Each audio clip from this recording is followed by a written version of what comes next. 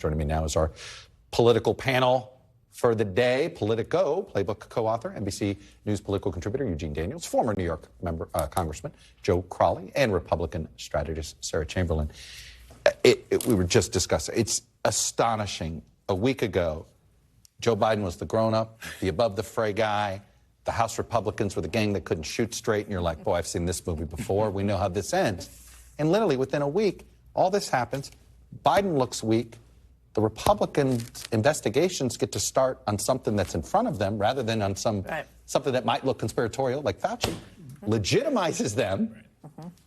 Wow. Where does this go? It goes into a little, for this White House, a nightmare, right? It has already been a complete nightmare for them this entire week.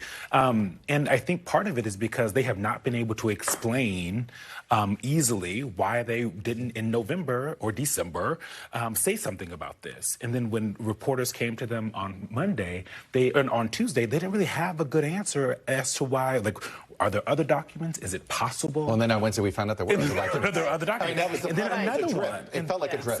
Exactly. And using the word transparency when what they really clearly mean is like honesty, like we were forthcoming and we went to the archives. Sure, no one's denying that, but it's the transparency, and that's why they're going to continue to have this communications issue. To be generous, Joe, it was sloppy. Yeah, look, this is somewhat embarrassing, certainly for the White House. I think they'd certainly would like to be talking about Japan and their enhancement of their own military defense. And instead, the president's had a good few weeks, and now he's been stepped back a bit. But at the same time, I do think there are nuances to this in comparison to the former president. They're forthcoming, with some lack of clarity in terms of maybe some of the timing on this.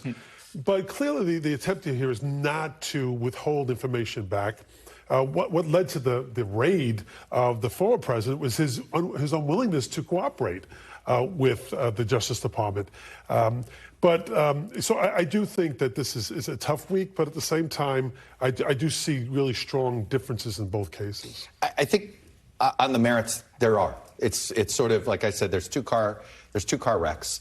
One was an accident, one was intentional. Okay, but both broke the law. Yeah, absolutely. Right? So it's not, okay, one may not go to jail and one could in that situation. But now I think about the way special counsel investigations go. They can grow. And I'll be honest with you.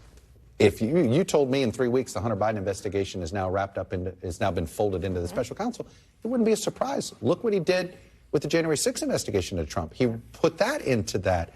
And to me, that's the thing that ought to scare the White House, is it might legitimize more Hunter Biden focus. Absolutely. So as a Republican, we are thrilled because now people have stopped talking about the 15 times, and now they're talking about Joe Biden. And there is a slow drip here. Like, why was there paperwork in his garage next to his Corvette? How did he not know that? So, and I think it gives Trump a pass. And I realize it's a little different, but to the American voter, the American population, it's really not. What is the expression, Joe? If you're explaining, you're losing? Yeah, I think that's true. Whenever you're explaining, you're on the wrong end of the stick there. But at the same time, I do think that the nuances are different. I don't think it's over for Trump. I still think that clearly... Not only is it not over, we got Georgia, you got New York. There's a lot going on. But on this particular case... I don't think it goes away for either of them. I do think they both get investigated. They both have now these special counsels appointed. They'll investigate. They'll come to conclusions on both ends. I'd still rather be Joe Biden than Donald Trump in this case. But that's today. We don't know what else is there. The White House doesn't...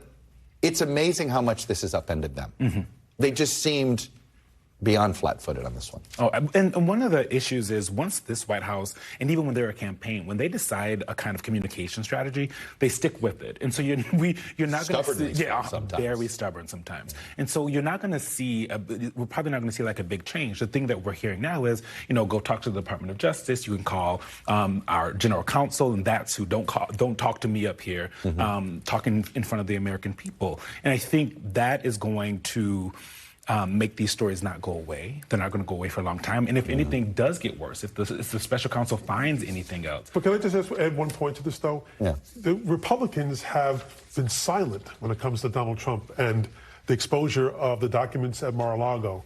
And now all of a sudden they're outraged at Joe Biden for accidentally keeping in his garage.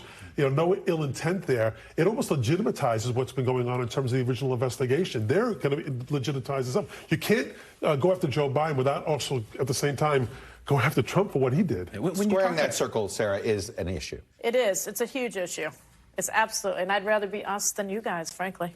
I think it's going to play to our advantage. You guys meaning him. Sorry, him, meaning him. Yeah. Sorry, yes, meaning him. I think one criminal intent, the other. I just don't think the American people are going to separate the two. The American people don't matter. It's the Justice Department. It does when it comes to re-election. So, Eugene, yesterday a special counsel was appointed. And today there was this dramatic letter from Janet Yellen saying the debt ceiling, we were suddenly going to hit the debt ceiling in 6 days. I thought it was the summer. I mean, is this the Department of Convenient Timing? That's what it seems. It's a question, right? It's a question. Let's hurry up and put the onus back on them. Exactly. Do something else. Yeah. But I think that, this is something that they knew were coming. They've been talking about the debt limit a lot. They're very concerned about it. The timing's a little weird. When she did it last time, the timing was a little bit different. Did she do it 6 months in advance? No. Okay. I think it was like 10 days maybe. Yeah. And so it does kind of confuse the American people about the debt limit, right? Like, is this right now? Intentionally so. Exactly. And that is something they would never admit to that. And we've been asking them over and over. I do think when the debt ceiling hits its limit, there have always been extraordinary measures that the Treasury Department, under other There's no doubt, but this letter from Treasury has never come 6 months in advance. Right. This is a little convenient here. But Sarah, this is if there is the biggest stumbling block for this House Republican majority is this issue. It is, but you're going to see us come together and get this done. Early? The Republican Main Street Partnership members are going to get this done. There's no question in my mind. They do not want. You think you can do it without? That's quite the pledge. Do you think you can do it without leadership sign-off? Yes, but I think they may end up signing off. Meaning without leadership. Meaning she only does it with Democrats. Right. I think at the end, the Republican Party comes together, including leadership, and gets this done. You may see some cuts, but probably not in Social Security and Medicare, Medicaid. There's going to be other areas where you could see some cuts. Do you think it'll look to independent voters as reasonable? Yes.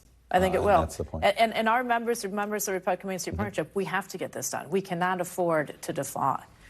They won't come back. Do you expect the White House to almost push this even further? It seems like they're looking for anything to change. Oh, literally anything that they could possibly be talking about other than this. That is what they're going to do. You saw today, Keisha Lance Bottoms they brought her in to talk about MLK weekend today in the press briefing. So they're going to continue to look for ways to, as they would put it, when I talk to folks today, uplift the other issues that are very important to the American people. Joe, if whispers did begin on the Democratic side, when would they be? I mean, is it more of what does he look like after all this is over? I think that typically the incumbent president, announces in the spring of this year. That gives the president a few months here to kind of see what direction this investigation goes. I did note that Senator Gillibrand announced re-election to the Senate today in New York, so maybe she's not running for president. So. There had been some rumors that she was thinking about not running again. Well, that had been in the ether. But you can already see that the cycle is already beginning for 2024. Obviously, there's it's California. January 23. There's California. Yeah, you saw what's happened there so far. But I do. You heard it here first. It might be the first $1 billion Senate race. Yes. Could be the first $1 billion. Yes. But what you have here is, the president's going to have at least some runway at some point. But I think he has a couple of months here. Well, and the early State of the Union sort of gets rid of the idea of a February announcement. Right. February 7th, right. A week is a lifetime in politics. How many times have we said that? Yeah. We have lived that lifetime this week. Yeah. Sarah Chamberlain, Joe Crowley, Eugene Daniels. Great to have you enjoy the long weekend. Thanks for watching our YouTube channel. Follow today's top stories and breaking news by downloading the NBC News app.